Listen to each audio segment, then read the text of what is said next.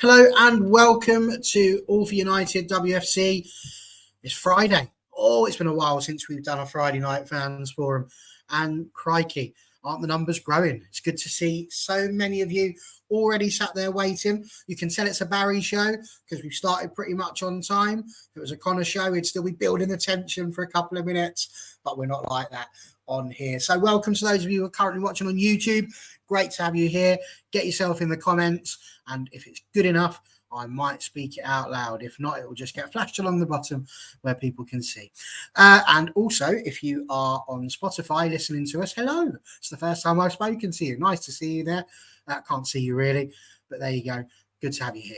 Thanks for joining us. We have got a cracking panel this evening. I went out headhunting and I came back with these three fine specimens of verbal diatribes, and they are, of course, the mighty Jess. Been a while since we've seen you, Jess. How are you getting on? Yeah, I am good, thank you. I'm currently in the middle of helping my friend strip out a van, so if I look a little bit disheveled, that is why. I have been literally crawling around on my hands and knees trying to undo screws for the last 2.5 hours. So I'm quite tired, to be honest, but all good, living the dream. Okay, so if you're not happy with that, probably divert the people that you want to hear the show to Spotify then, Jess, if you're a bit worried about that one. We also have in the bottom corner, young Mark W. He's joining us again. Lovely to have you here. How you doing, Mark? Mark's muted, so we're just going to unmute Mark so that the world can hear his pearls of wisdom. I'm good. I'm good. Thanks for having me.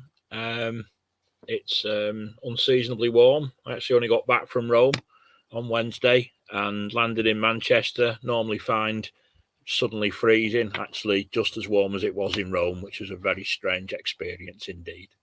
Oh, it's baking, isn't it? Absolutely baking. Last night I came back from training and it was 30 degrees still outside. I had the air conditioning blowing, and the minute I got outside, my glasses steamed up. That's never happened to me in the history of the world, that I've gone out and had my glasses steamed up. That was absolutely strange.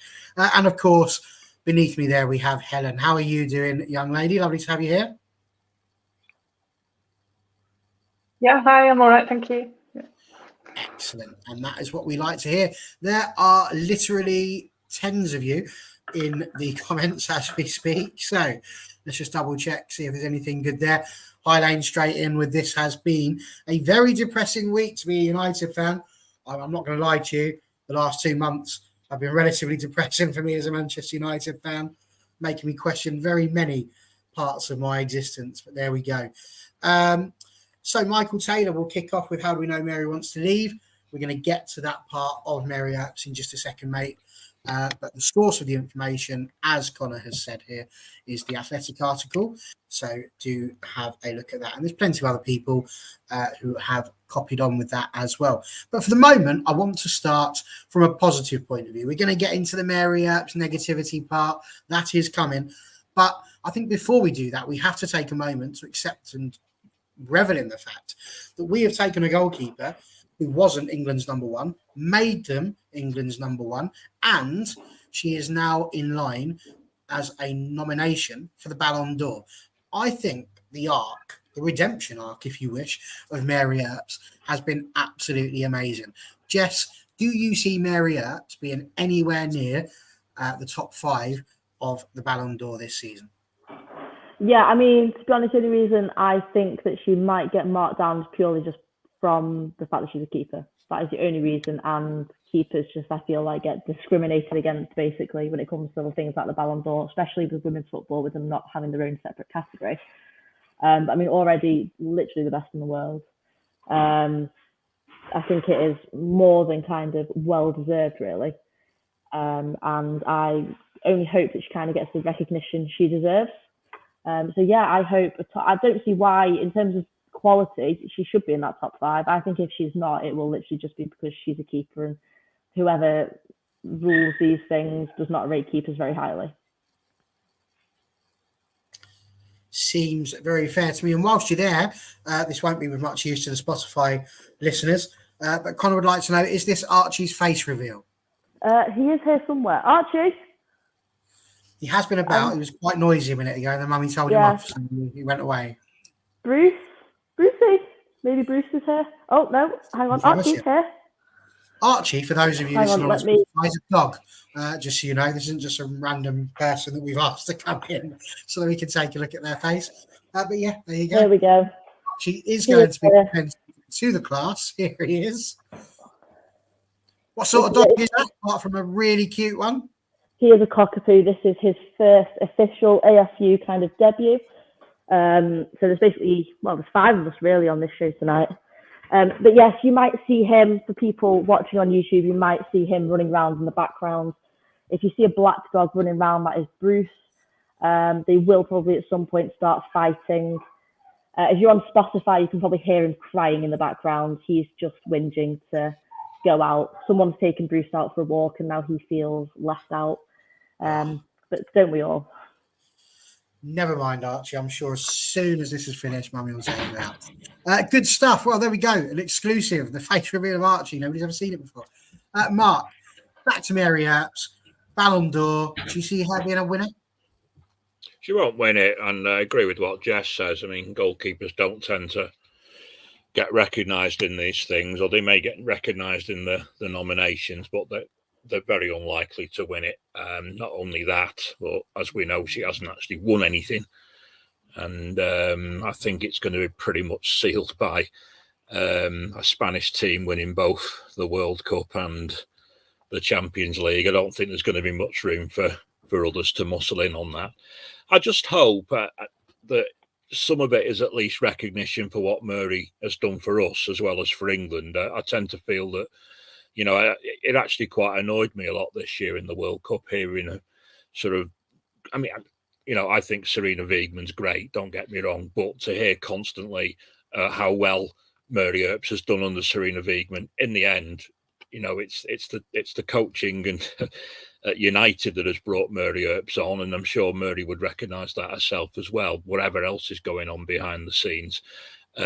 She's our keeper. She has progressed massively, because some other fans used to laugh at us when we used to call her England's number 1 when she first came, but we really got behind her. And, you know, I hope whatever else is going on in Mary's career trajectory at the moment, there is at least some recognition that the United fans really stood by her when, frankly, other fans put her down, including perhaps some fans from the club she's going to end up at, but I'm sure we'll talk about that later. I just hope there's some recognition that it was a season at United that's contributed to the nomination. That's all I'll say. I think it's an absolutely bang on point, if I'm honest with you, Mark, because it's something that's certainly resonating in my mind at the moment. And I picked my words carefully when I said that Manchester United made her the England number 1, because yes, of course, it's Mary. Mary's the one who actually stands in the goal. It's not Man United. She's the one who's throwing her arms about and keeping the balls out and casting her magic spells to keep it away. But as you said, it's the coaching at Manchester United. That's where the bread and butter comes from. And yes, there's going to be time with the international team, but yes, it might be what she's achieved with England that has helped to see her rise to the Ballon d'Or. But 100%, it's not just a Lioness's thing. So, Helen, how do you feel about the Ballon d'Or nomination, and where do you see Mary coming? Because for me, I'm seeing Mary. I'd love to see her win it now she's there. Yeah, I agree with what Mark said. I think the lack of sort of a trophy will not work in her favour, unfortunately. Keepers aren't going to win it, are they, over outfield players? But I think the fact she's nominated, and I think she should be in the top 5, speaks volumes as to the couple of years she has had, certainly. Absolutely. Highlane's coming again with, I don't think there's any question who's going to actually win it, and then doesn't tell us who he thinks is actually going to win it. So that leaves me with a massive question as to who's about to win it. So if you can let me know that, Highlane, that'd be amazing. There's about 30 people on that list. But she should hopefully rank high in it. Honor was absolutely robbed of a nomination, though. That list was very World Cup heavy. And I suppose it would be, really, wouldn't it, with it having just finished. So therefore, people will always be thinking about that because it's right there in their minds. Absolutely. So there we go. A little bit of positivity, even though nobody thinks Mary Earps is going to win it. But I'll still go there. I'll still bang that drum because I'd love to see a goalkeeper have it, and I'd love to see Mary Earps lift it, just purely because she has been absolutely phenomenal this year. I would argue that having been a goalkeeper that helped to keep more clean sheets in the WSL than any other team, really, I think, other than maybe one. I think we're level on that one. So superb defensively, made a World Cup final, made a European Cup final and won it. I mean, what more have you got to do, I would say? Or maybe take a penalty and hit the post. But we'll come to that person later on. Right, we had the fun times. Everybody get your tissues out. Here we go. Because Mary Earps, there's something rumbling here at Manchester United, and I can't say that I like it. Lots of people seem unsure in the comments, Jess, as to whether or not this is real or if it's just journalists trying to stir it up. I think there's enough information coming out from the journalists for us to realise that this feels a little bit more serious than just a journalist trying to cause a bit of a problem or to get a story when it's quiet, isn't it? Yeah, absolutely. I think there's definitely been a lot going on, and I think it's kind of been alluded to in the comments a few times. I think there is a lot going on behind the scenes. I think a lot of that could be to do with things like the whole Mason Greenwood issue, sale of the club, just the way they treat the women's team in general. You know, the whole kind of women's team were thrown under the bus quite a bit whilst the Lionesses were away. And Mary Earps has always been very kind of vocal. You know, she's like a smart woman. She's always been vocal about kind of how ambitious she is. She's also maybe sort of a bit older than some of the other girls like Tuni and Zell. So they've got to kind of think about where she wants to kind of end her career, maybe. Well, not necessarily end her career. I wouldn't say she's kind of at that point yet, but think strongly about what she's going to be doing for the next couple of years. So I can fully kind of see why she might be looking to kind of force a move. I would hate for her to go somewhere like Arsenal. I think that would really, really annoy me. But I can understand why she maybe won't want to stick to United. Because quite honestly, if I was playing for the women's team right now, even being like a lifelong United fan, I am not fully sure that I would actually want to be in that environment, to be honest. I think, it just comes down to this. I was going to come to this as a sort of a secondary question to you all, but Gemma's put it there. I think there's some issues behind the scenes at United. And, as a channel, we've kept away from various issues that have been going on. And I'd like to maintain that, to be honest with you, because I'm not a massive fan of giving publicity where I don't think it should be given. But equally, it's really hard at the moment, I think, as just Manchester United fans, to just sit there and see what's constantly happening. And we don't know really what's happening behind the scenes. Helen, I'll come to you for this one. Do you think there's something behind the scenes that's really antagonizing people, perhaps? Because it seems it's very domestic at the moment in terms of Leslie leaving and Mary Earps leaving, potentially. Honor we almost forgave immediately because she was going to Barcelona. But it's very weird, isn't it? That it feels like there's more going on behind the scenes than it just being Mary being awkward. Yeah, and look at the players that have left, as you say, Leslie, not so much Honor, but Lucy Staniforth leaving in the middle of a contract, Kirsty Hansen. For whatever reasons, they don't want to be at United. There's so many reasons why someone would move clubs, but I don't know if it's career progression or a better environment. I'd probably think the environment seems to be more the case for some of these players.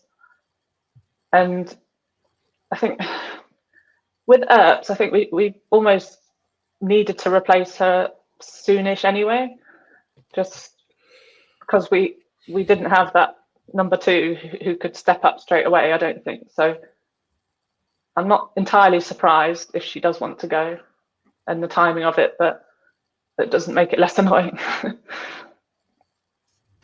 really doesn't make it less annoying. You're quite right. And Mark, I suppose I'll throw this question to you from Gadget the Mouse. If Mary wants to leave, Do you think it's because she thinks the ambition of the club isn't enough? Do you think it's maybe for more money? Or do you think it's like what I think at the moment, which is just really that United seem to be in such a shambles and such a problem both off the field and on in some respects at the moment, that actually she just can't be bothered with all of this drama that's going on and just wants to resume her career somewhere else. I mean, I don't know, but it just feels very flat at the moment. I think there's a lot of speculation in there, to be honest. And I don't know. I mean, she made some comments earlier in the summer about a lack of ambition in the club. I think we've shown ambition in the transfer market in the last transfer window and in this one. And I think I feel quite defiant about it, actually. If it's supposedly about the off the field stuff around Mason Greenwood, then and she goes to Arsenal, well, look at Thomas Partey at Arsenal, who's had rape charges hanging over him for years, and Arsenal have never left him out of the team. So I think it's a bit unfair just to allege. I think there's a lot of issues in a lot of clubs like that, actually. In fact, United, I felt, dealt with the Greenwood thing very well. It's only this summer that it's become a farce. And as far as I'm aware, these rumours from Mary were coming out long before that happened. I'm quite defiant about it. City lost an entire midfield last summer. There's a turnover in the women's game. Various players like to move on, like to move around. I don't think United's anything unusual in that. If Mary Earps thinks she can do better somewhere else, then for me, it's a case of, don't let the door hit you on the way out. We're Man United.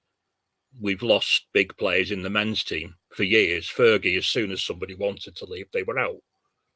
And, if Earps wants to do that, then let her go. There are other top-class goalkeepers in the world, and we should be able to invest in that area, as we did with Mary. Like I said before, she was not a top-class goalkeeper when we got her. We brought her in. She had a lot of potential. She was at that stage of her career where she could become experienced. She'd already experienced, but she could become a better keeper. We helped to make her a better keeper. A lot of it was down to her, as you say. So I'm not saying it's all about us. But I mean, in the end, there are a lot of good players around at the moment. There's an explosion in the women's game. Loads of good players in different countries. Different countries are generating. We've got so many opportunities. Let's not worry about people who want to go. Let them go and let's move on. I just would like us to get a transfer fee for her rather than leave her to, like Lessie, where no one knows what's happening and then in the end she goes. Let's get sure. If she really, I don't know. I mean, it might be speculation. But if she really wants to go, let her go. That would be my feeling. Well, I've left this comment up on the screen from Swalumba purely because in a sea of negativity and despair, it really made me chuckle. let her go, they say. With Maya in defence, we don't need a keeper. There you go. Can you argue with that? Maybe not. Jess, I think people are talking about, I mean, Rishi says here, I don't think Earps leaving means anything wrong behind the scenes. But as Anton's put here, to lose so many of our best players after the season we had, this is what it is that I think is in a lot of people's minds at the moment. Let's not forget Martin Ho left. He has to go to another opportunity, but he's gone. There's rumours that other people from behind the scenes have gone as well. We've mentioned about Lessie going. A lot of players have left this season. We've bought in players as well, but it's hard, isn't it? When you see that you've done really well with this level, you think you're going to build on what you did last season. And actually some of those cornerstones, and they were cornerstones, Lessie was an important part of our attack. Mary Earps could quite possibly be the most important part of our defence, regardless of what Swalumba says there. It's just a little bit galling, isn't it, to have achieved so much and then see these players potentially want to go off to a club like Arsenal, who, let's not forget, finished a position below. They're not guaranteed Champions League this season either. So you're sort of sidestepping on this occasion, not over history, but in the case of this season. Yeah, absolutely. And I do think at some point, well, I was going to say you have to ask questions about what's going on, but whilst I know the media has an actual obsession with Manchester United and posting as much about the club as humanly possible, even if kind of like only 10% of what's sort of being reported out of the club is true, it's not great. As a United fan, every day at the minute, you're sort of waking up, you're looking on Twitter, and you're thinking, oh God, like what now? What could possibly be going on now? And it's difficult to be kind of a part of that. Like I say, I'm sure not all of it that gets reported is 100% factual. But even if just a small percentage of it is, it's not kind of conducive to a good working environment. And to me, I'm getting a bit bogged down with it, just trying to be a fan and just trying to follow the game. So I can only imagine what it's like for people kind of having to be in that environment day in, day out. And whilst, yes, we've had a really good season last season, finished really well, is it kind of worth people sticking around if there is so much going on behind the scenes? I mean, the whole sort of selling of the club. I mean, the club reported the other day that they've had like their biggest loss on the share index ever or something. I won't pretend to understand shares. I'm so sorry. Anyone, I'll leave that to you financials. But basically, bad money things happened. Club not making money. That's what I took that as. And so that's not good. You know, that is factual. There's obviously bad things going on, kind of way behind the scenes. But that's got to affect all the teams, and especially the women's team. Let's face it, that's going to be the first kind of place that they're going to start kind of cutting corners, trimming the fat, whatever you want to call it, to, you know, save a few dollars.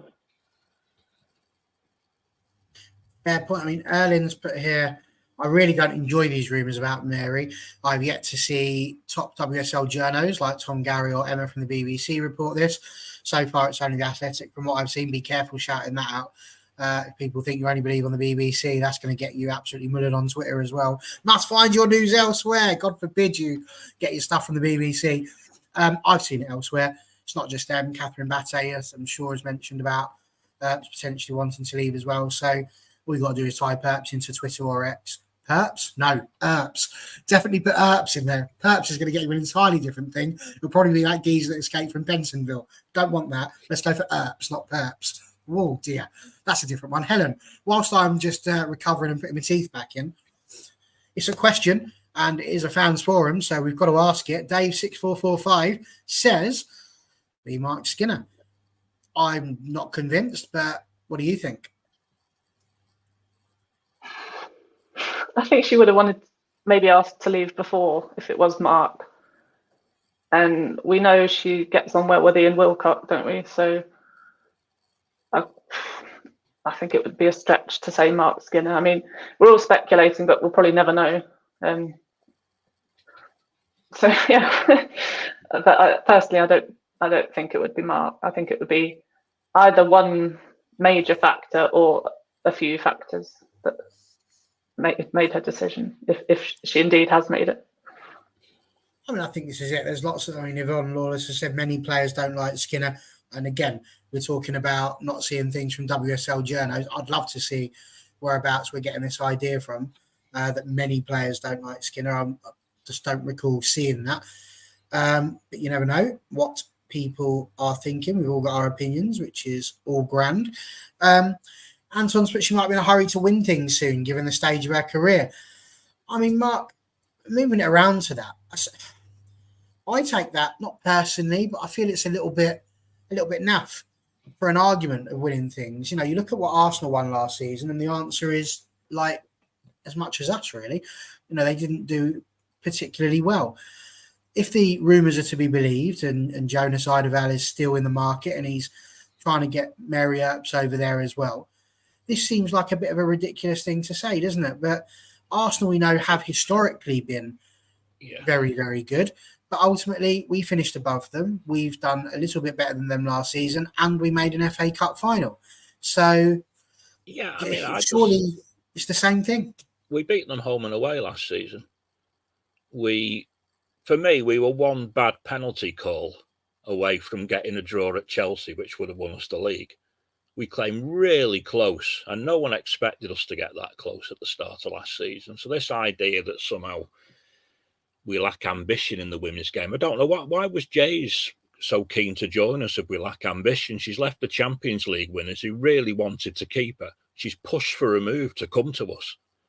I mean, come on, we need to start thinking more like Man United fans here. We are Man United, and I don't see this lack of ambition that people. Yeah, I see it. I see it in the Glazers. I see all that. But with regard to the women's team, that all seems to be a bit isolated. That for me, I don't think the women's team has much impact on the share price. I don't think it doesn't have the same level of investment demand that the men's team does. And I get the impression that, I may regret saying this, but I get the impression that things don't really touch on the women's game in the way that they touch on the men's game with regard to the ownership issue. Yes, there are bad things going in the club. There are bad things in football. There are bad things, like I say, Thomas Partey at Arsenal. Why aren't they? If they really want to leave the club because of what's happened with Mason Greenwood, why are they going to a club that has so eagerly protected somebody whose allegations were much firmer than the ones that are flying about against Anthony at the moment? I think all of this is speculation. If Mary wants to go and thinks that Arsenal are a better bet to win trophies, let her go. Fair enough. And Jess, this is a big question. Anton's put at least get big money for her. Now, we know with Lessie, she'd pretty much made her mind up. I think that she wanted to go, and the potential world record bid came in after Christmas in the January transfer window, and Mark Skinner, much like the computer, said no. And as a result, she didn't go. And then she went for free at the end of the season. Now, in my mind, that was a perfectly sensible thing to do. I've seen a lot of people talk about getting a transfer fee if we wanted one for Mary Earps. Now, we're in a situation where there's another transfer window between now and then. We've still got the opportunity to have contract discussions if that's going to happen. But we are in a situation now where we're going to have to make a decision. Either Mary Earps gets sold before the end of the transfer window, which is next week. 6 days, I think, the 14th is when it ends, so next Thursday. What would you do? If Mary Earps is adamant she wants to go, do we get a fee and bring somebody else in? Or do we accept the fact that we know that Mary Earps is just that good that we want to keep her for our Champions League debut and actually see if we can win something? Because surely, or maybe, winning a Champions League is going to be a little bit more that, I can't even believe I just said that. Won nothing, but yeah, win a Champions League is going to be better than losing Mary Earps and getting a different goalkeeper in. What do you think? Where are you at? I think if we can get someone in before the window ends, then fine. If she wants to go, let her go and get a fee for it. But similar to kind of the Russo situation, the bid came in for her sort of on deadline day, basically. There was no time to get anyone else in. So I think we did the right thing in that situation, which was turn down the bid, keep her, even if it did mean losing her on a free. And I think it's basically kind of same rules apply. You can't get rid of you can't get rid of literally the best keeper in the world and not have, someone nearly as good. I'm not saying that you can ever actually replace her, because she is literally ranked the best keeper. So I'm not sure how you replace that, but you've got to have someone who's come in first that's, kind of pushing that can kind of get us through to the next stage. So I'm just laughing at the dog in the background now. Yeah, it's lovely. It's very different because normally we see a cat walking across Helen's. It's not an AFU show with Helen if we haven't seen her cat's bottom. So I'm waiting for it. I'm sure it will come in the second half of the show at some point. Tail up as ever. Speaking of tails up, then let's go straight to Helen and ask the same question to her. What do you think? It's logically, we are talking about a fee, but even if it was a world record fee, you're talking $500,000. For a club like Manchester United, $500,000 is like giving a child 50 pence pocket money. It's really not, in the grand scheme of things, vital to the existence of the club. So what do you put over it? Do you say it's time to start getting some income in from our transfers? Or do we say to her, look, you are contracted, so you're going to be here, and then if you want to leave next year, you can, but we want to get as much out of you as we possibly can. What do you think is better for the benefit of United this season? I think if any player has said, I want to leave, there's no point trying to keep them. I think you're not going to change their mind. And I think their performances may well be affected from that sort of time that they've said that onwards. So for me, if there's fee or no fee, I couldn't care less. If she wants to go, let her go. But on the proviso, we have a replacement first. So if we can get a replacement in the next week, great, she can go for a fee. If we can't get a replacement till January, she can go in January. If we can't get a replacement till June, she can go on a free till June. If she leaves and we've got, no offence to her, Sophie Bagley as the number one, that's not a good situation. I think Middleton Patel, she's still a bit too young, I think, to be thrown in at the deep end. She's not quite number one for Wales. I don't think she's ready to be number one for United. And Bagley's not a bad keeper, but she's not the level of Earps, is she? So, I mean, Earps wasn't the level of Earps a couple of years ago. So, we can't be in a situation where she's gone and we've got no replacement, fee or no fee. Absolutely. And frankly, my favourite username, Sporting McSportface. The fans can't do anything if they're not aware of these issues. If players are leaving because of problems behind the scenes, then tell the fans what they are. The club will never do that. No club will ever do that. No business will ever do that. That would be a surefire way of imploding. So they're not going to do it. And I can't really imagine there's going to be too many players doing it. But who knows? Maybe in 20 years, when we're reading through some autobiographies over some tea and biscuits, there'll be some bits and pieces in there. But I can't imagine we'll find anything out if there are issues until then. Charlie, friend of the show, wasn't able to pop on tonight. She is here. She says, if a player wants to leave, all I ask is they leave gracefully and with professionalism, respect. And I think that's 100% it, really, isn't it, Mark? If Mary does want to go, totally. I feel like we are the sort of fan base that would wish them well, providing we don't have the media circus. With Alessia, we had a massive media circus. It was a drama. With Honor, she just stayed quiet, didn't really give too much away. To be fair, Alessia didn't. It was all behind the scenes there as well. But then when it finally happened and she left, all the United fans were gushing for Honor Battier. Absolutely. We love you. Thank you very much. You can come back whenever you like. Alessia just didn't really get the column inches in that respect. Everybody was, don't really care. Off you go. The way that Mary leaves is probably going to be vital towards her legacy, isn't it? It is. I totally agree with what Charlie says there, and I totally agree with everything that Helen's just said. I hope she does leave with some respect for the fans. Whatever's going on within the club and whatever reason she has, I think the benchmark for any United fan is that a player is always welcome back if they leave with dignity and with respect for the people who, I mean, in the end, people will say, oh, well, players can do what they want. It's work. It's, if I want to leave a job, I will, and all the rest of it. But the fans part of it does come into it. If you want the support of the fans, and yet you'll somehow go with that kind of lack of respect for them when you do eventually go, then to me that's really unfair on a human level.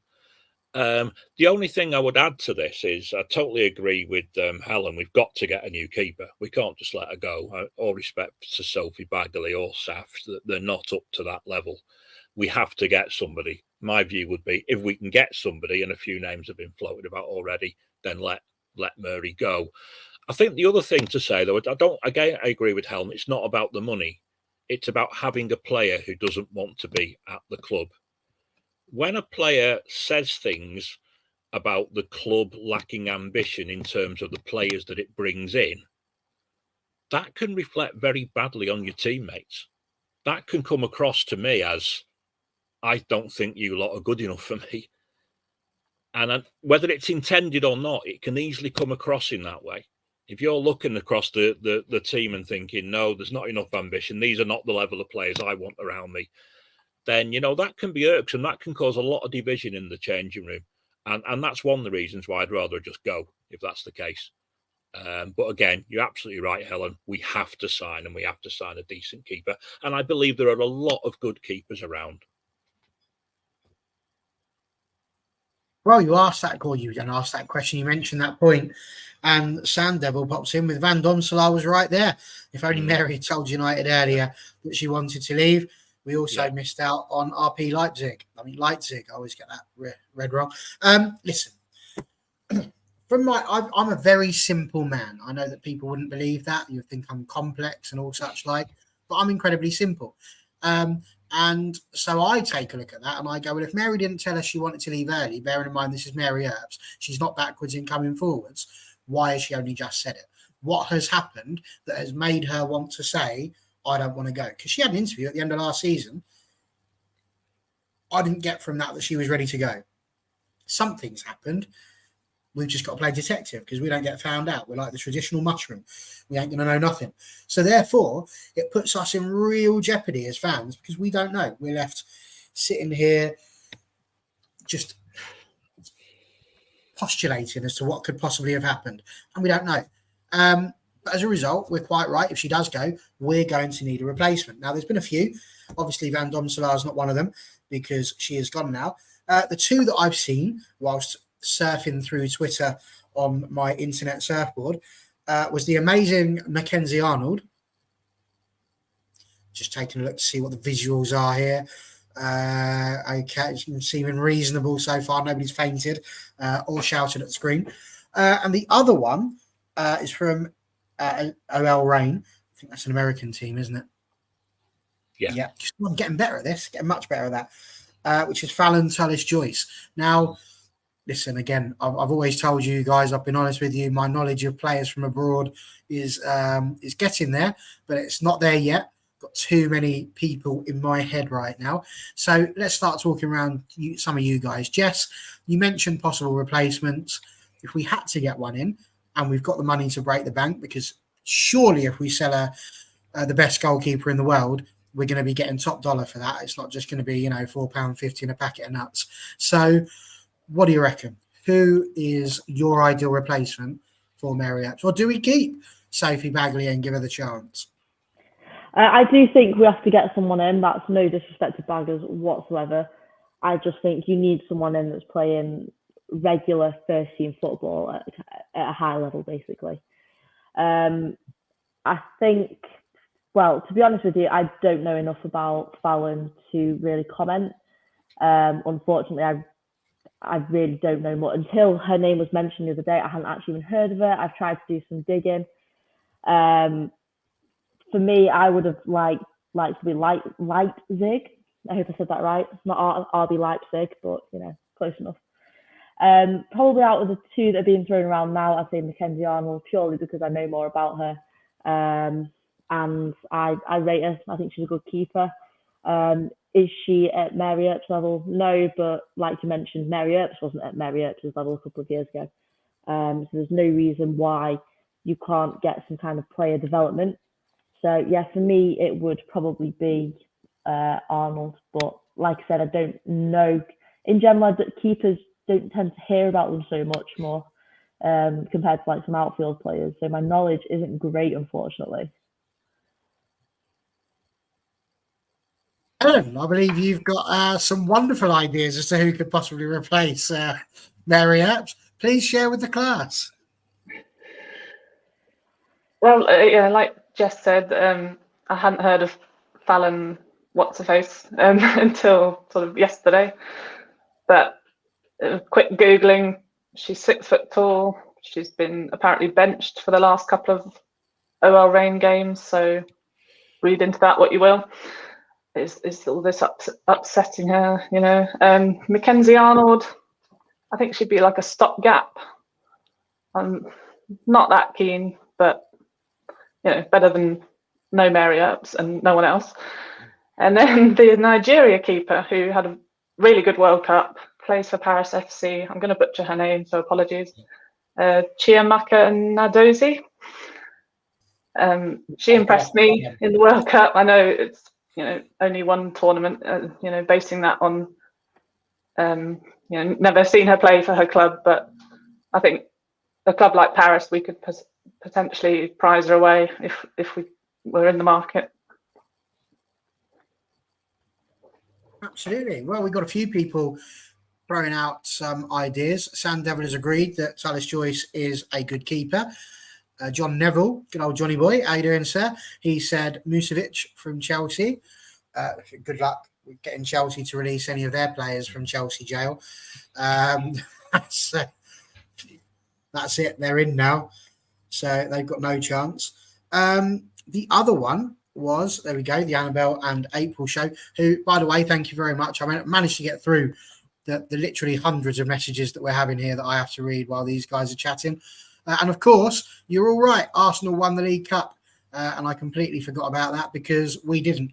And we went out in the group stages. So, frankly, it just didn't enter my conscience thinking about that because we weren't interested. So well done, you lot that pay more attention to what's happening elsewhere than I. But yes, they have. But she says, Jess, should we have kept Emily Ramsey?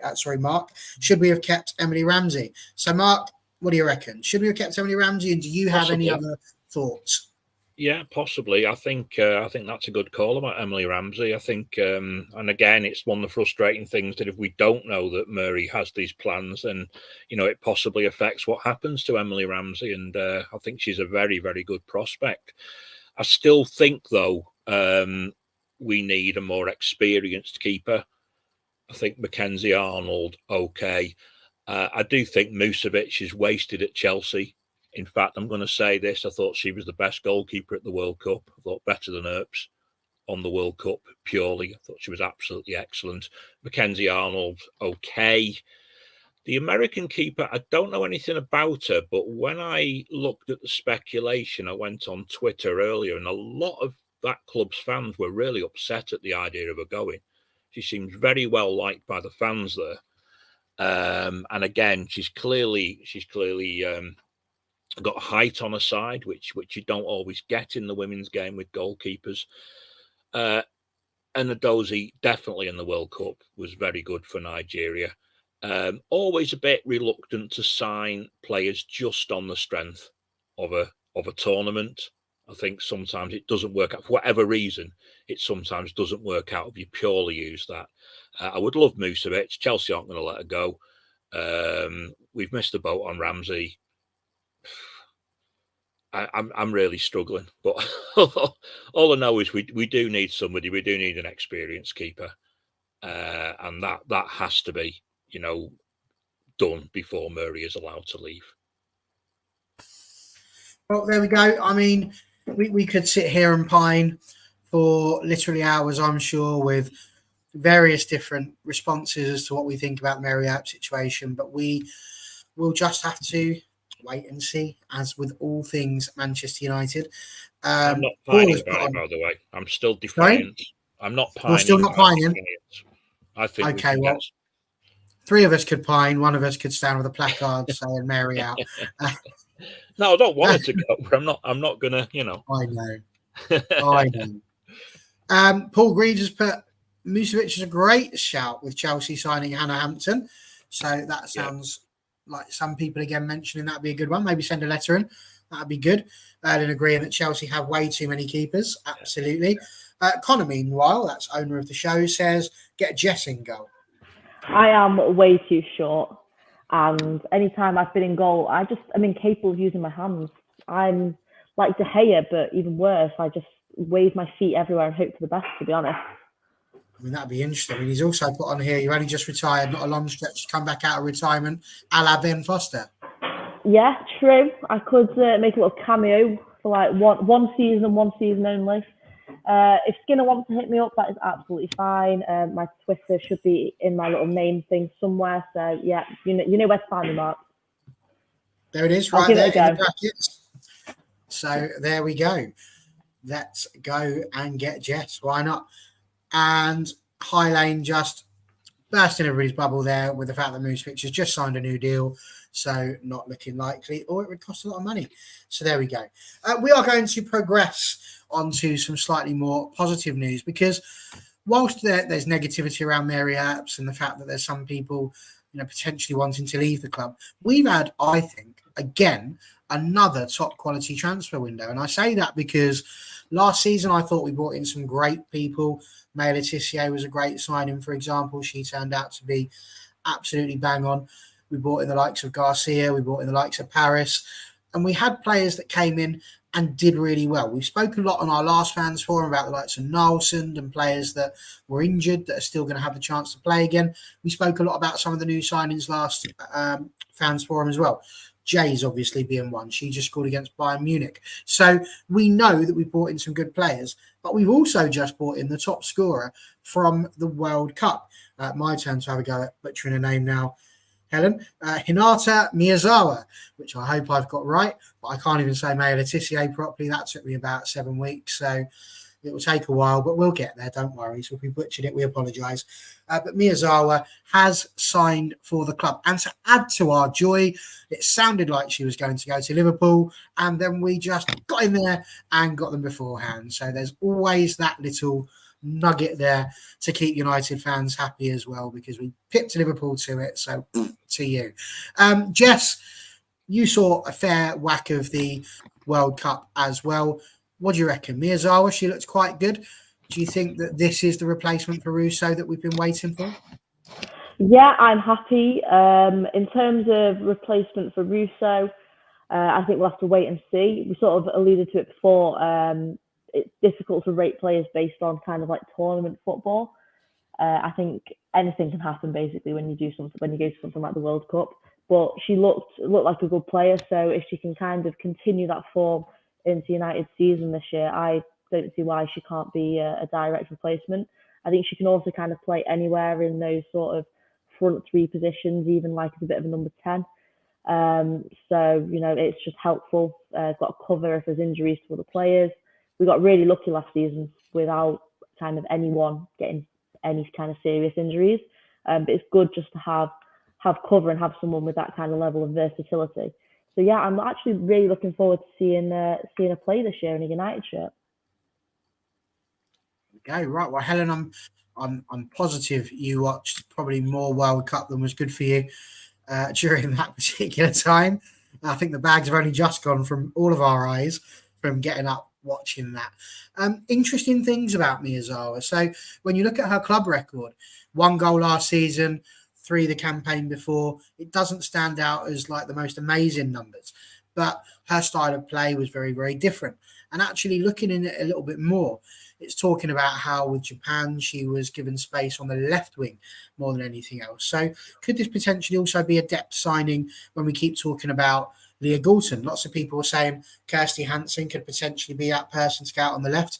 Is it just a case that Mark Skinner already knew, having watched the World Cup and hopefully doing a bit of scouting beforehand, that this was the person that was going to be the person that comes in and does that job along with Leah Goulton, hence why we allowed Kirsty Hansen to go to Villa?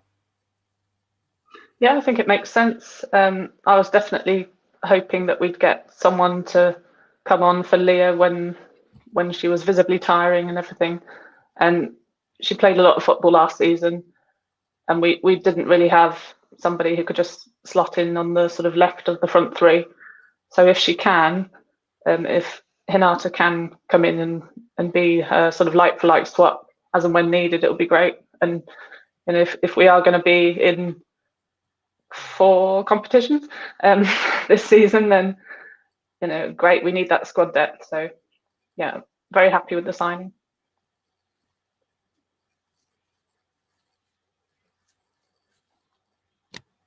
Would you believe it? My mute button wouldn't work. So for a minute there, I had a mild panic, thinking that everybody was just like, what's happened? Has the show gone dead? No, it hasn't. We're fine. It's all good. So, Mark, obviously, I think you watched a reasonable amount of the World Cup as well. I did. So we all saw Japan, and they were, I think, probably the surprise package of the World Cup for me. What did you think? Very impressive team. I must admit, when Miyazawa was linked with Liverpool, I thought that is a fantastic signing for Liverpool. So I was delighted that we pipped her to her. Again, I don't think she is the out-and-out centre forward that we really do need. Whether she can play there, I don't know. I mean, she certainly didn't play there for Japan, but whether she could do that, she certainly got goals in her, which we saw in the World Cup. And I really liked the link-up play as well. She's a very, very, very, very good football player. So to me, we've got tons of forward options. I'm still not sure whether we do have the out-and-out centre forward that I would really like us to have. But we certainly have a lot of options up front going into next season. And I think with Jays and Miyazawa, again, both very impressive signings for me. And to me, again, sorry to harp on, but betraying this idea that we lack ambition in the women's club. I really think that the last 2 transfer markets show that we don't, to be honest. I think we are able to attract good players. I tend to agree. Lane saying the Miyazawa links only really started once it became clear we weren't getting Carroll in this summer. We did need that Galton cover though. And God bless Connor, he managed to pop in to my rescue because everybody's saying to me, is she a midfielder or does she not play a little bit deeper? And actually, Connor, God bless him, has told us he can play in the midfield and the attack. So we're all right. It's great, as in like we are literally all correct. She can play either deep in midfield, she can play up front, left wing, on the bench, on the bus. She can do the lot. She's great at it all. So that is wonderful news. We have, I think I've just been told off. Brian Chambers has put on here, winning the Champions League for United ladies. That man is having a right laugh. Obviously, he's a little bit behind, so I'll catch this in about 10 minutes.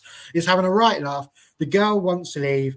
She sees what's going on at both men's and women's level. Hey, listen, at what point do we not have hope? Surely at every point you enter a competition with the hope you're going to do well in it. Unless you're like, I don't know, Spurs or Reading or something like that. Maybe you're not thinking it then. But let's be honest, we pushed Chelsea to almost the end last season. I don't think it's against the realms that if United get their tactics right and do things correctly, that we can be up there and have a shout. Absolutely, we could. But if we lose Mary Earps, I do think that is going to be a much trickier prospects than otherwise would have been. So yeah, by all means, have a go at the Man United fan for hoping that Man United do well. But that's what I'm hoping because I'm just forever the optimist, perhaps too much.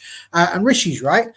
Jays prefers to play as a centre forward, and that could well be it, couldn't it? Yeah, maybe we're looking at a Tooney replacement, but then that begs the question: what happens to Grace Clinton? And all of a sudden, the questions that we've had about our midfield, where we'd say we've got so many midfielders, how do we fit them all in? Who plays where? Who's going to start?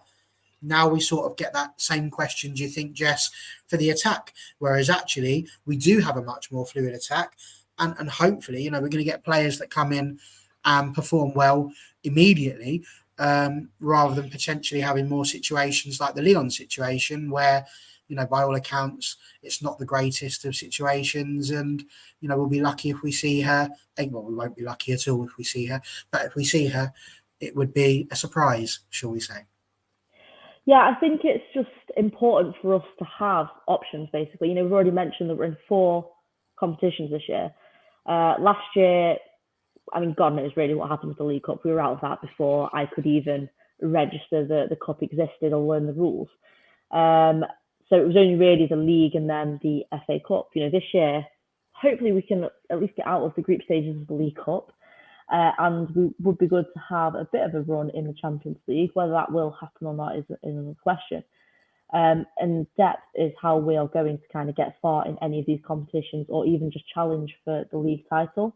I think it is so important. I mentioned before, I think we did get kind of a bit lucky last year when you compare us to other teams like Chelsea and Arsenal in terms of injuries. The only injury that I can really think of is Galton was out for a few weeks. And as far as I remember, that was kind of basically it. But you're not always that lucky. Look at Arsenal last year. Anna had concussion, didn't she? Yes. Yeah, of course. So it was like a couple of sort of, let's say, minor injuries. That's not always going to be the case, and you need to have a squad where there's players that can just slot in without kind of losing too much momentum, losing the flow of the game, anything like that. And just for substitutions in the game, we mentioned how many minutes Galton played last season. It would be good to, when she's kind of flagging, be able to put someone on who's at that standard already and can just fit in and pretty much just carry on from where she sort of left the game. At that point, you're playing against defenders that are tiring, and that is where we can really start them to sort of dominate teams and look to grind out wins. There we go. Good points. Where's it gone? There we go. So, Twalumba asked a question just a moment ago, which seems like a reasonable one for everybody listening. When do we play our Champions League playoff match, and how many do we play before we get in the group stage? Thankfully, I don't need to Google and answer that question for you because Sand Devils had a go, telling us that it is 2-leg matches and we play on the 11th and the 18th of October. If we win the tie, we qualify to the group stages, so 2 games. And if we win them, we are there. Now, that was going to be my segue into the Bayern Munich game and our thoughts on the fact that Jay's scored and that sort of thing. But actually, a couple of other things have been brought up. Jennifer Jordan, friend of the show, mentions we need defenders more than forwards if the goalkeeper leaves us. And I was sitting there going, I literally had the best defence last season. So I was all ready for an impassioned defence of our defence. And then, of course, remembered the fact that, Honour's gone, so all right, we might have Jade. And then, of course, in comes High Lane again. Are we going to talk about the Thor Jones exits tonight? Because the former does leave us in a bit of a pickle because our defence at the moment is thin on depth. Her going means we have no left-back cover for Blundell. I would argue that even before Thor went, we didn't have left-back cover for Hannah Blundell because that's not really Thor's position. She was very much doing us a solid. But let's ask the question, shall we? What do we think about those departures? I don't think it's really much of a surprise that Thor's leaving in the hope that she can get first-team football. Same thing for Jones, somebody who I know that we all looked at and thought was a good player, was playing well for Wales and certainly had the opportunity to do well, but just wasn't able to have the opportunity here at United due to the fact we had so many. Mark, what do you think about that one? Thor and Jones leaving, are we a bit light on defence and do we need to see some defenders coming in? Yes and yes. Thor, no surprise at all. Didn't ever feel she was at the right level for us. Gave everything, love her attitude, love her, she gave no problems at all about her commitment and everything. But I think we're okay in central defence. I mean, obviously we've got Maya, we've got Millie, we've got Aoife, and we've got Gemma Evans who's come in there. I think that's enough. Hayley Ladd can step back in an emergency as well. Fullbacks are a problem though. We're very light. We do need some fullback cover. Absolutely true on that one. Carrie Jones leaving. I hope she does well. I on the brief occasions when she did come on for us, I always felt she looked a very promising player, and I've seen her play for Wales, and I feel she's got something to offer there. And I wish her all the best. I think that it would have been difficult for her to force her way into the United team. And it's interesting that we're saying that now. I've been talked about lack of ambition before, and we talked about Chelsea stockpiling players, but we're saying now that players are leaving because they can't get anywhere near the first team squad. And I think we have got, apart from those fullback positions, I think we're very well off for cover. But fullbacks, definitely, we need fullback cover before the end of the window.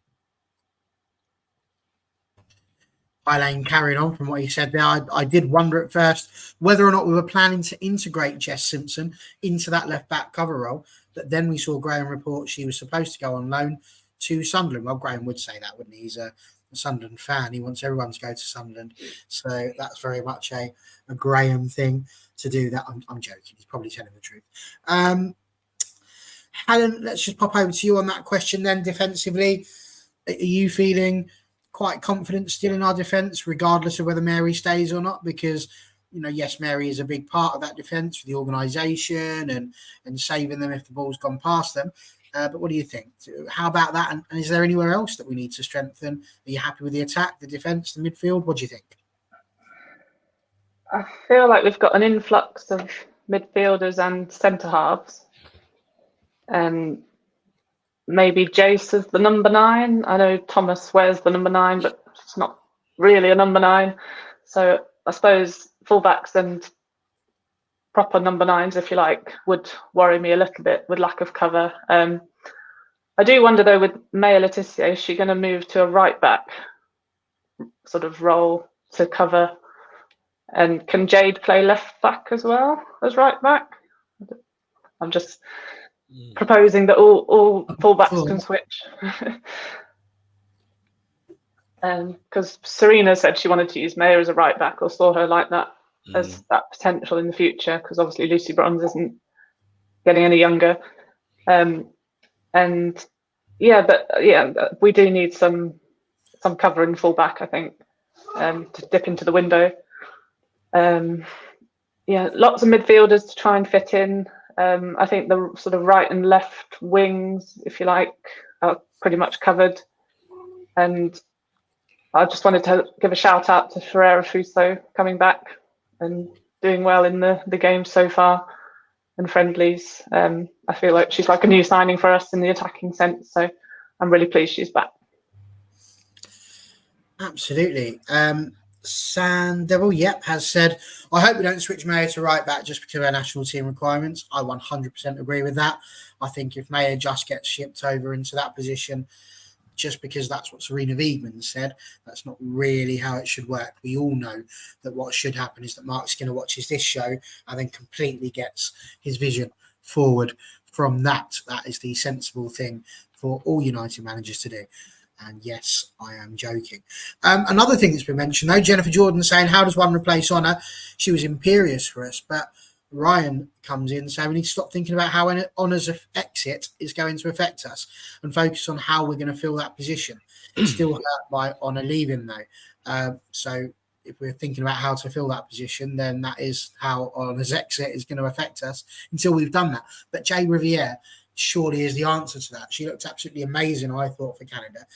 Jess, that's going to be the position, isn't it? Jade Riviere will take on that right back slot and eventually give it about 6 weeks. We'll be like, on a who?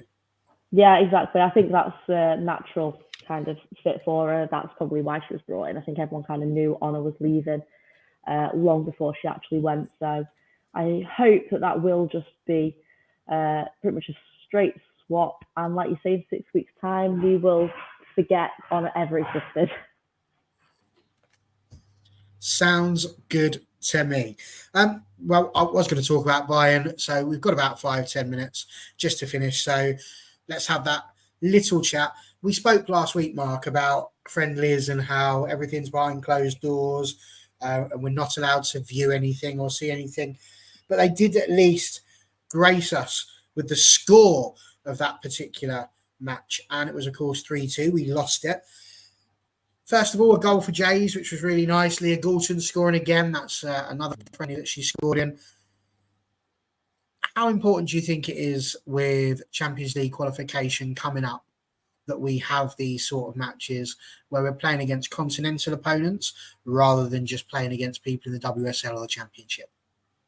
I think it is important, and I think we're doing pre-season a lot better now, even though, as we talked about last time I was on, we still have trouble finding out about when things are happening. I think the actual games we've picked have been good games. It doesn't bother me that much about the scoreline in pre-season. To me, they are glorified training sessions. You want to win if you can, but you're not going to lose any sleep over it. And I think it's good to be facing sides like Bayern, because that is going to be a step up for us this season. And we're going to get somebody probably who's a challenge in that playoff game for the Champions League. And that's the kind of level we need to be testing ourselves against. You're right. I mean, last season, Helen, we had quite a few. Oh, there it is. There it is. We're not seeing the whole of the cat, but the tail is going. I think for a brief moment there, Helen also went purple, which does occasionally happen as well. So honestly, if you're watching on Spotify, get yourself on the YouTube, get yourself to about an hour in, and honestly, you're treated to all sorts of joy. Helen, yeah, if we can see you, what a tale this is. Bayern, very important game in the preparation, surely. What do you think? And also, when it comes to Champions League qualification, we don't know who we're playing yet, but are we looking good? Do you feel like that's something we're going to achieve this year? I think we should win the sort of qualifying game in the group stage, or to get to the group stage. And yeah, well, we were winning the Bayern game at half time, and then I don't know what happened, but obviously they scored 3 goals and we didn't score anymore. But I think it's just, getting that experience against these teams and knowing we can score against them. Simple as that. I think that will build confidence going forward. But yeah, I fully expect us to get into the Champions League proper, if you will. 100%. I think the next time we get Helen on, we're going to have to try and do some sort of, I don't know if we can get the effect so that we can all change colour. Because currently Helen's purple. And if we do it right, we could make it look like a really good Andy Warhol picture. So we'll see how we get on with that. I'm going to see what we can do. Or alternatively, just get Helen on 4 different devices. And that could work really well. It'll be like our very own Marilyn Monroe. But we shall see. Jess, we'll put the final word on buy-in to you. Were you quite content with the fact that it was a narrow defeat? And what do you think that means for us moving into Champions League qualifying? Yeah, I don't put too much stock, to be honest, in these pre-season games, especially with them being behind closed doors. I know next to nothing about what actually happened in the game because there's just nothing really out there. I think it does show a marked improvement on sort of last season. So I do think it bodes well. Looking at the score and kind of when subs were made from both teams, I think Bayern just made a load of subs and magically scored 3 goals. Which does show that there's potentially still a little bit of difference in kind of quality. But I think the scoreline was still close enough to show, a marked improvement from a sort of United point of view. Well, there we are. Some interesting news. It sounds like, according to Anton, that Villa got salmon. I presume we're talking about ebony salmon. I can't even say it. Presume we're talking about ebony salmon. And not that they've just gone down to their local Tesco's or Aldi and been down the old frozen fish department. But yeah, again, if they have, Carla Ward's doing a madness for some of the people that she is buying. Lanzel's only just popped into the chat. Hi, you're going to have to go back an hour and 5 minutes and watch the whole thing because we're very nearly done here, my friend. Very nearly done indeed. Just catching Paul Greaves here. It's tough to understand the Bayern result because we didn't really get to see the context of the game and subs, but it's a good opponent to test ourselves against, which is, of course, absolutely true. Gadget the Mouse thinking that your cat's tail is Mary waving goodbye, which is just a sad way to try and leave it, really, isn't it? But there we go. Connor stealing my joke, saying that Helen is just a big fan of Prince. And Sporty, that was the one I was looking for, said any fullbacks other than Ashley Plumtree been linked with us. I'll tell you something, Ashley Plumtree, I'll be well up for that if she was to come to Manchester United, because that would absolutely add some depth and some quality to our squad. That would be amazing. Good. Lanzel's going to rewatch. Excellent. See you in an hour, Lanzel. At which point I'll be gone. So enjoy. Text us. It'll be great. And yep, salmon to Villa, 3-year deal, which is amazing, really, because the salmon in my fridge usually lasts about a week. So there we are. That's it. I'm out of salmon jokes. We shan't have any more of those for a while. Ladies and gents, it's been amazing having you all in. I don't really think there's much more that's happened this week that we need to talk about. Obviously, we've covered the fact that Mary Earps looking like she's going to leave the club. We've had a little chat as to who might replace her. We've spoken about our brand new attacker, midfielder, left back, forward, Artemi Hazawa, who can apparently play anywhere, which is great. We've got our very own Beth England. And of course, we've spoken about the Bayern result as well. My big thanks to all of you on YouTube that have been commenting, like literally, I've been doing this now for quite a while, for over a year. And I've loved every second of it. But tonight was the first night it felt like work trying to go through all of those comments. It was unreal. And we love that. We are absolutely here for it. So thank you so much for all of you commenting on YouTube. If you've been listening on Spotify, thank you very much for that as well. We hope we haven't bored you too much and we've taken you to your destination safely. You may now disembark the vehicle whilst we say goodbye. Thank you very much again to my panel. Helen, thank you very much for joining us. It was true, you did have a lot to say about Mary Earps, so thank you very much for joining us. I hope your notes did you well and that your cat's tail is fully brushed for the next appearance.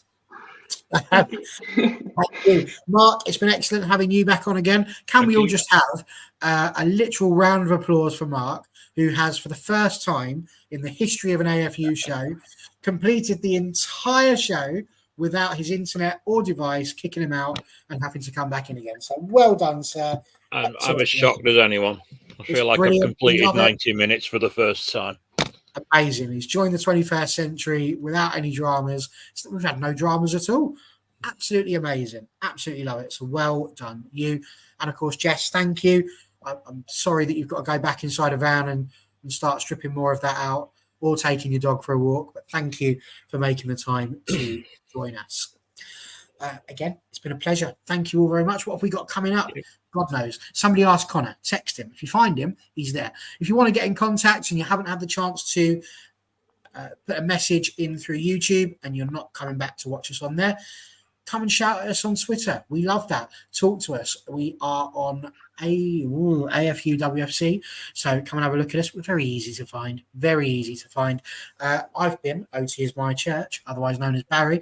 Connor's the one you want for any complaints, not me. I just want the positivity. And I'll see you next time. Goodbye.